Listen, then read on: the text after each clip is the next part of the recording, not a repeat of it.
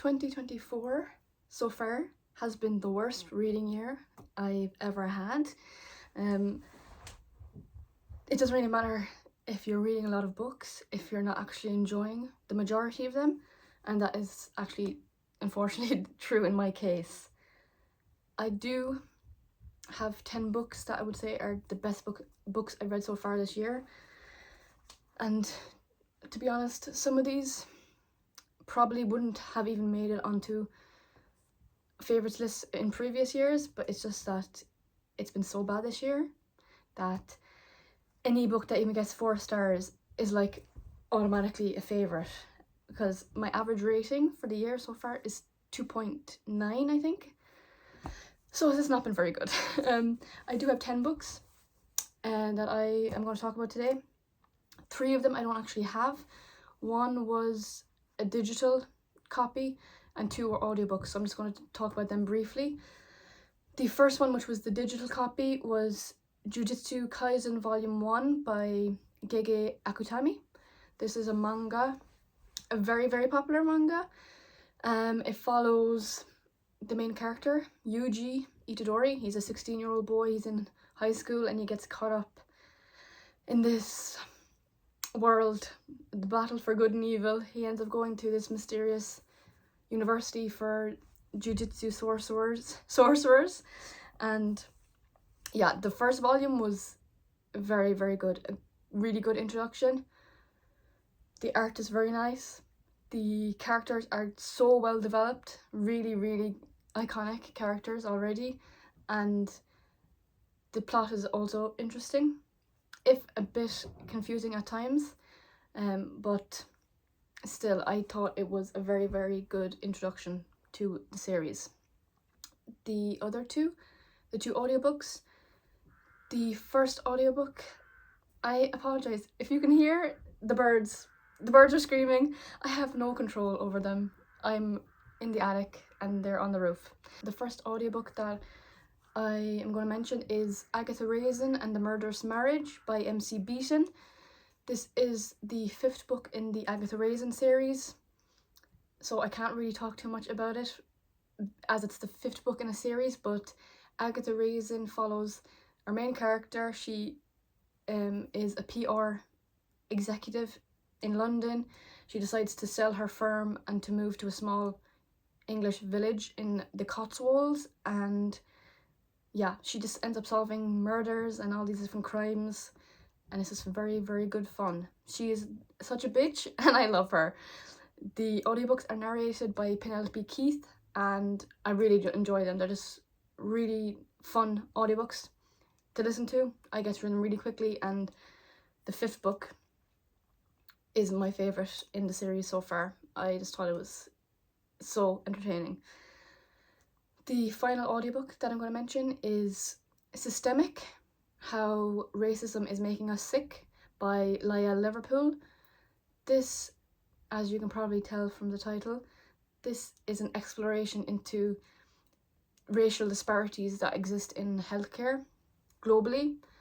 The author, Layal Liverpool, is a virologist, she's an immunologist, and she is a scientific journalist, and it's just a very, very well put together, well researched, captivating story or book, because it's non-fiction, but I was very, very interested while listening, and I would highly recommend it. I can't really talk too much about it because it's non-fiction.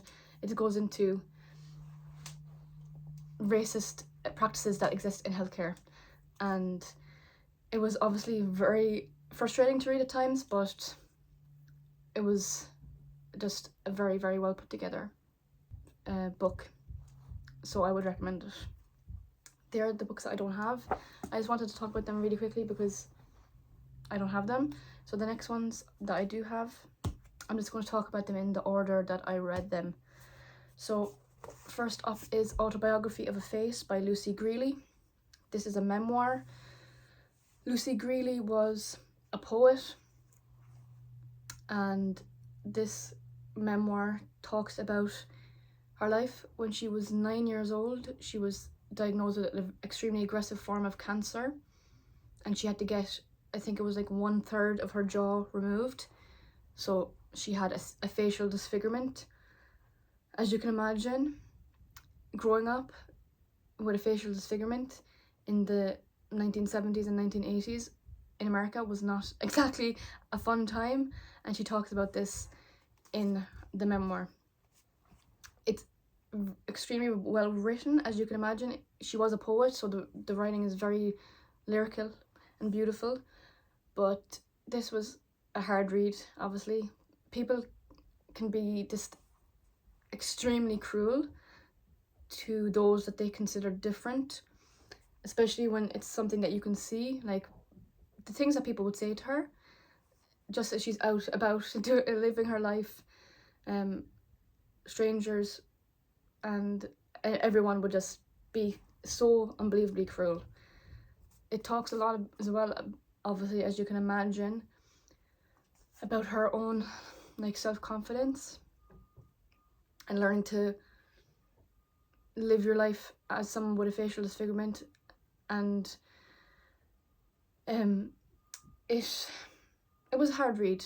She had probably around, I think, 30 or more surgeries throughout her life to try and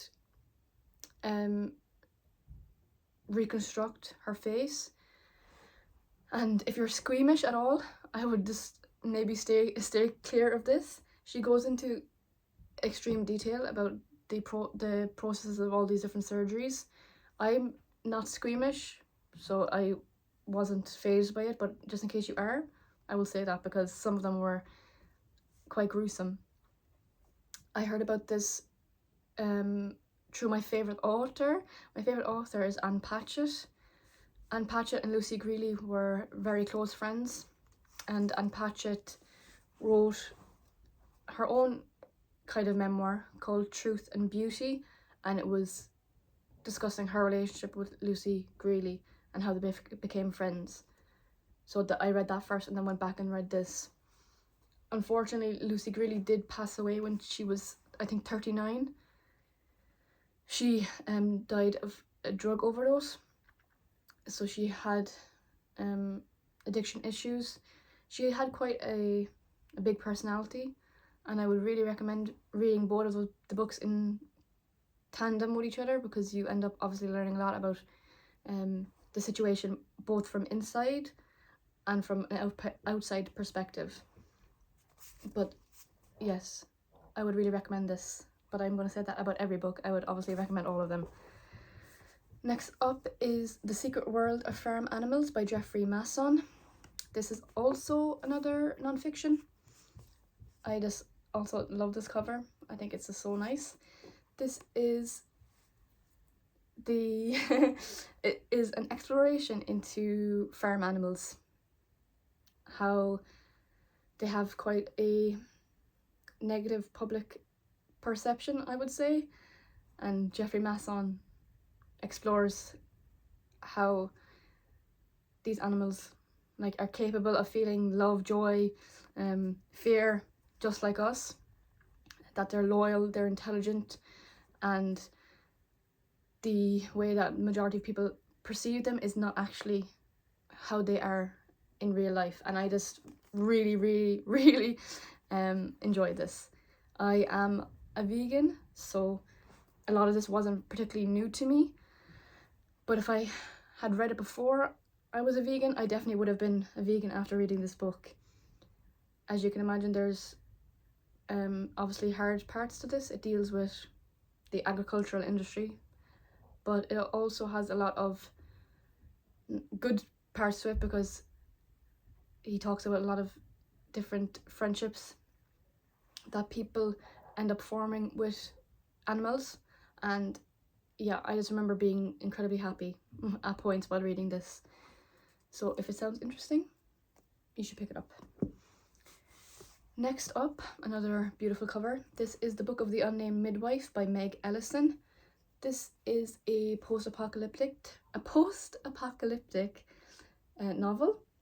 So it starts out when this fever breaks out of nowhere and ends up killing the majority of the population, but particularly women and children are affected. Women in particular can't seem to sustain a pregnancy anymore in this new post-fever world. So as women are so scarce in this world, they're obviously incredibly sought after, and it would be very hard to be a woman and being trying to survive in this environment. The main character is one such woman. She's trying to survive in this landscape. And the book of the Unnamed Midwife, she is the Unnamed Midwife. The majority of this is written in journal entries. And at the very beginning, it flashes forward into the future, and people are actually studying the book of the Unnamed Midwife. They're studying her notes and trying to piece together what actually happened. And this was very, very interesting. I love post-apocalyptic novels and what people are willing to do, how they're willing to survive. Personally, you know, if this happened to me, I'm killing myself immediately. Like, I don't get why people want to survive so badly in these worlds, that there's like so much, it's so much harder to live as, like, it's hard to live as it is. Throw in, like, everyone's dead, you've got no power, you've got no running water. Why would you want to survive? Like, I'm sorry, but this was just a very, very well written and interesting story. There is a second book, which I don't think I'm going to pick up. I kind of liked how this ended, but you know what I'm going to say? I'd recommend it. There were only 2 books in this list that actually came out this year that are 2024 releases. One of them was Systemic, and the next one is this one. This is The Husbands by Holly Gramazio. This has such an interesting premise. So the main character, one night she comes home and there's this random man in her apartment, and she's like, excuse me, who are you? And he's like, what do you mean? I'm your husband. And there's like pictures of them around the apartment. There's their wedding photo. She ends up texting her friends and family, like, do you know this man? And they're like, of course we do, like, that's your husband. So she's obviously very, very confused. She ends up realizing that the attic in her apartment is generating husbands for her. So one goes up and a completely different man comes down. This idea is just, again, so fascinating, I think.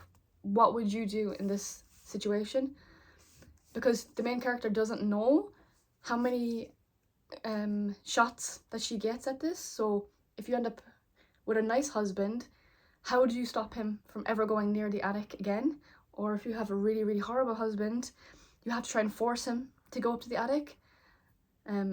Again, you should, because she doesn't know how many times she gets to do this, you just keep going and just hope that you're going to find the person that's right for you. Like, it's just such an interesting concept, and I really enjoyed it. I love imagining what I would do in this situation. And every scenario that you can imagine, it's kind of covered in this book. Like, what if she ended up with this type of person? What if she ended up with this type of person? It really explores lots of different scenarios. So I applaud Holly Gramazio for being able to write this. It does have quite a low average rating on Goodreads, which I find very interesting. I don't know if people were expecting it to be a lot more like plot based, maybe a lot more fast paced, because it's quite a slow story. Not much really happens. It's very reflective, and again, I don't know what people were expecting. I think they were expecting it to be just this really thrilling thing, but it's just not. Like, it's just very introspective, and again, not much happens, but I like that. And if you think you would like that, pick it up. I mentioned a while ago Ann Patchett, who's my favourite author. I have State of Wonder by Ann Patchett. I've made it my mission this year to get through her entire backlist, and this is the next one that I picked up. State of Wonder is set in the Brazilian rainforest. We have a main character, her name, what's her, Marina.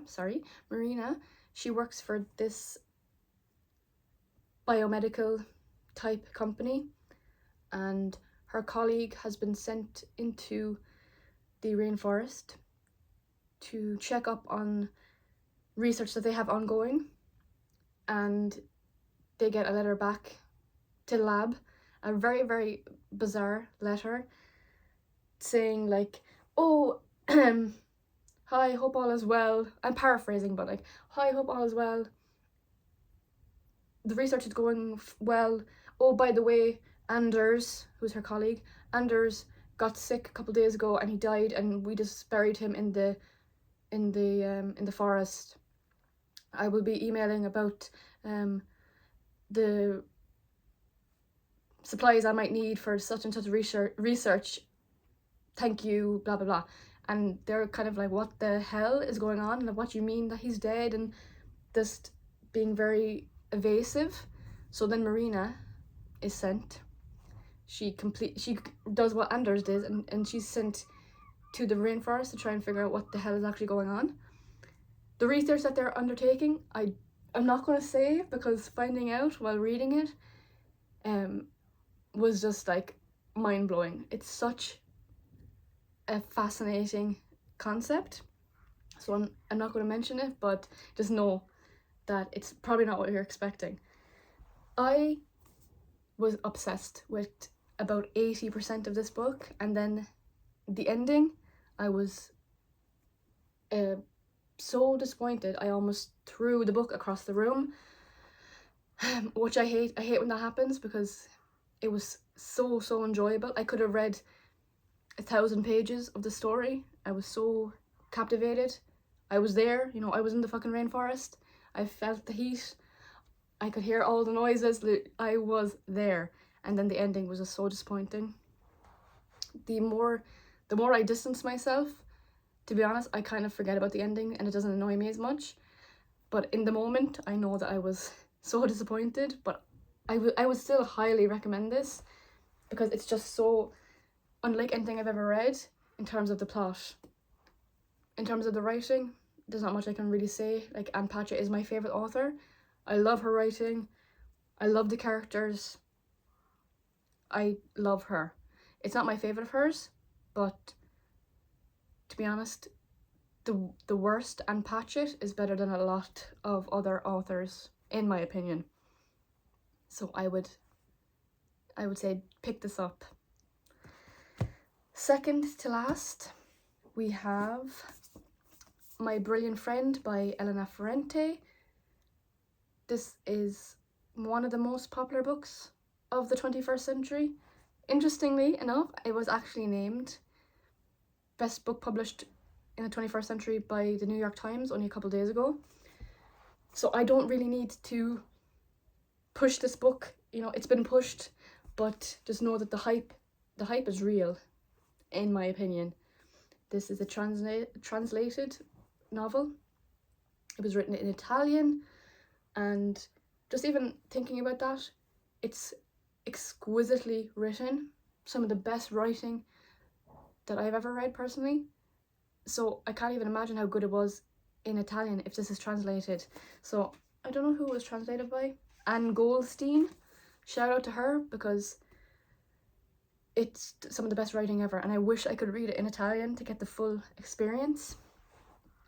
But My Brilliant Friend, if you don't know, it follows two young girls, Elena and Layal. They're growing up. It's the 1950s in Naples, and it's about their friendship. It's about also just the general neighbourhood where they live, all the people that live there. There's quite an extensive character list at the beginning. So all these people are in the story, and Layal and Elena, they have quite a fraught relationship. Elena is obsessed with Layal, but she also is incredibly jealous of her. She just thinks about one-upping her every time. Everything that Layal does something, Elena has to do it. But she, as I said, she's also completely obsessed with her and is basically in love with her. So I don't really know what else to say. This is a masterpiece in many ways. It's the first in a quartet, and after I finished, I immediately bought the next 3 in the series, and I cannot wait to continue. Obsessed with these editions as well. And yeah, if you haven't read it, I bought this in like 2017 and I only got to it now, but I'm so glad I did because it's well worth the hype. The last book I'm going to mention is another Ann Patchett. This is Run. From what I could glean, this is probably her least popular novel, which I find very interesting because I actually loved this. I had quite low expectations going in, but I was blown away. But this was quite weird because she's my favourite author, and yet every time I read one of her books, I'm like, oh my god, this is so good. Like, why am I surprised? I don't know. Run follows 2 families. So Tip and Teddy are 2 young guys in college, and their father is Bernard Doyle. And then the other family, we have Kenya. She's 11, I think, and her mother, Tennessee. Their lives combine one night. Something happens, which I'm not going to get into, and they end up joining forces in a way, entering each other's lives, getting entangled. This takes place during the winter, during a snowstorm, and it takes place over one day as well, over a 24-hour period. And even though I read this in summer and it was incredibly sunny outside when I was reading it, I was there, you know. Again, I mentioned about Ann Patchett, her atmosphere that she creates. I was there, you know. I was feeling the fucking cold. I was really in, I think it's like set in Massachusetts, I think. Somewhere on the East Coast, wherever one of the Ivy League colleges is. I can't remember which one it is, but I was there. That's one thing, like, she's my favourite author for a reason. The writing is just beyond words. Great setting, great atmosphere. But the characters, in this one in particular, I just love the characters so much. So Tip and Teddy, I love them. I wish I was like Teddy, but I'm actually more like Tip. Teddy is just a very nice guy, very caring, very helpful, very emotional, whereas his older brother, Tip, is just very logical, very scientific, and I love them both. They're some of the best characters I read this year. Plus then you have Kenya, who I also think is one of the best characters I've read this year. She is just a very well written child character. If a child character is written well, I really love reading from their perspectives because they just have such a unique way of looking at the world. And yeah, I just loved this so much. If I had to choose my favourite book of the year, if someone pointed a gun at me and said, pick your favourite book, to be honest, I would probably say this. Because I just had such good feelings while I was reading it, and I couldn't wait to pick it up. Anytime I had to put it down, I just kept thinking, when am I going to be able to get back to it? And that's one feeling that I love when reading. I don't get it that often, so when I do, I really love when that happens. If you've never read any Ann Patchett, please do. She is just amazing. My favourite fiction of hers is Tom Lake, which you've probably seen. It's incredibly popular, but any of hers I think you should pick up because she's just amazing. Those are all the books that I read that I would consider favourites this year. Hopefully the second half of the year will be even better, fingers crossed. I am reading quite a few more books that I've been enjoying, so hopefully it will continue. If you've read any of these books, let me know, and let me know what your favourite books have been so far this year. Thank you for watching, and again, I hope I see you in the next one. Bye!